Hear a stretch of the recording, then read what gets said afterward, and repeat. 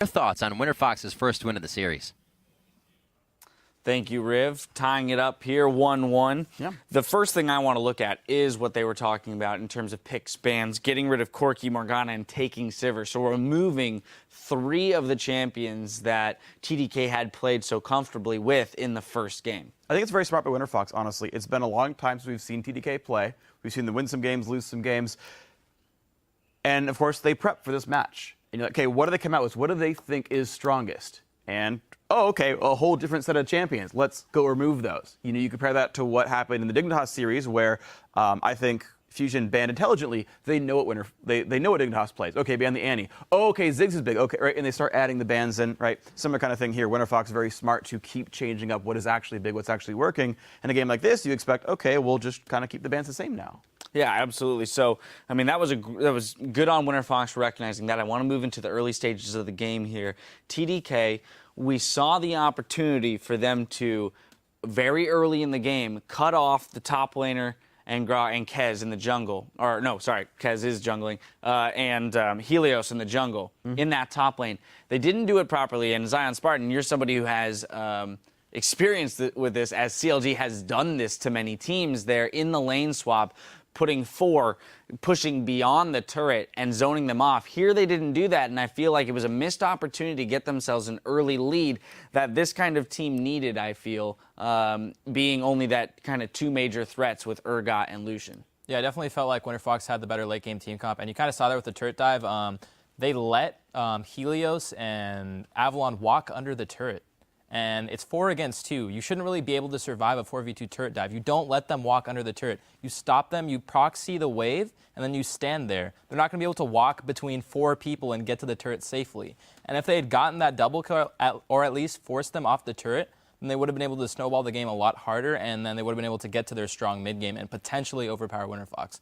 But you saw that Ziggs pick coming in really strong, and since they didn't get that tower dive off, things went south really quickly. Yeah, I have to say the Ziggs pick, in response to what I was asking you guys in the last segment as to whether or not he could get to those kind of farm AoE champions, well, he's proven that he can. Impressive score lines from both him and Altec. So stepping up big there, that's what TDK was saying they're going to have to look out for. Yeah. Well, all right, they've stepped up. So what's TDK going to do in response, I guess? I mean, TDK needs to clean up the games a little bit. I do want to touch on you talk about the mid laners real quick because now both times we've seen a very aggro matchup, right? Urgot into Ziggs. Urgot can try to bully his opponent out, but hey, props to Pobelter.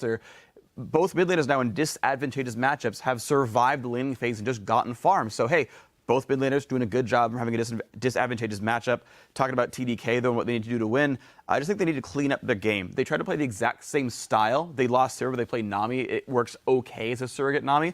Problem is their positioning was so bad that they couldn't keep that squishy backline alive, right? You still have the slow burn Mundo, you still have the slow burn frontline jungle Gragas here, but when your damage dealers drop away in the team fight, then you can't make that comp work anymore. And it was a positioning error. I think compositionally they were okay-ish. Maybe you drop the Ziggs ban in and try to remove some of that power, but I mean, they didn't do anything like really very different. Well, let's jump into our replay, which is 22 minutes into the game. 3-0 for Winter Fox in the Dragon. We're going to pull that up for you, Freak. I'm going to have you take this one.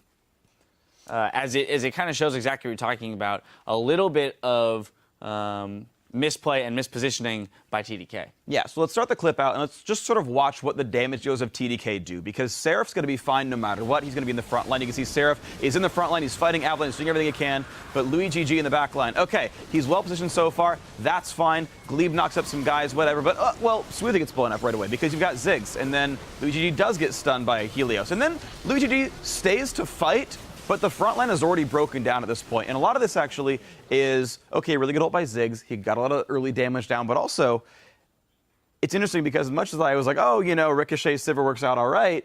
But if your team is focused on killing people down as fast as possible, where you've got a champion like Ziggs, well, now you're seeing the power of crit, where you can break through the Mundo, you can break through the Gragas. Different strokes for different folks. Obviously, the Essence Reaver build did work in game 1. But when you crush the front line that fast, you know, CS got Altec can just break through all your tanks. Yeah, I feel like this is one of those scenarios where we do look at the Louis GG build there and say, Essence Reaver not doing exactly what they need, as you mentioned. They would have much rather had higher burst damage there, get through that Sejuani, be a little bit of a threat. But beyond that, even, I have to question the calls there, Zion, in their decision to remain and fight. When you have a Gragas and you have a Nami, there is the possibility after securing that dragon to disengage and get out. But we see them choose to stick around and fight, and then even as they realize the fight is going downhill, for example, Luigi dashing into the pit as to back out with the team.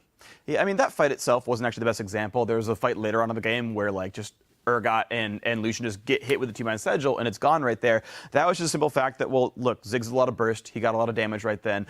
I mean, the bruiser-type comp works if you actually get your fight set up, but, right, no Urgot swap. They didn't manage to misposition one of the big squishy backliners. Basically, WinterFox got to fight the battle correctly, where they got the damage output first, and Urgot didn't get to do Urgot things, so lo and behold, team fight, you know, with full damage output where Urgot has no passive, actually a lot easier to fight. All right, well, up in the top lane, we saw Maokai versus Mundo. Mundo, very successful in the first game for TDK. A little bit less so here. I wouldn't say that the loss is attributed to the Mundo. But I think the next question is, as we've noticed Luigi with the potential to miss position, where could Seraph go in the top lane in order to put himself in more of a position to outright carry the game if Luigi is not going to be able to do that? Well, I think the two biggest picks there were the Sivir, especially for TDK, and the Ziggs. The Ziggs allowed Pobelter to scale super well in the late game, and the Sivir was just huge for TDK to just press ulti and go in, because I think when you have something as simple as Sivir ulti, like any team can just be like, okay, Sivir ulti, even in solo queue, Sivir ulti, let's go in. And if Luigi isn't on that, then they don't really have that go button. And maybe Seraph might need to play something more carry-oriented, but I think it would just be better to stay on that Cinder Hulk tank, stay on what they did well with the first game, and really prioritize that Sivir heavily, because I think that's the most important pick for TDK. All right, cleaning up those individual positionings and plays, keeping the relative team comp ideas intact. We'll keep it tuned right here. We're just a few minutes away from Game 3 between TDK and WinterFox with a spot in the NALCS Summer Split on the line. We'll be right back.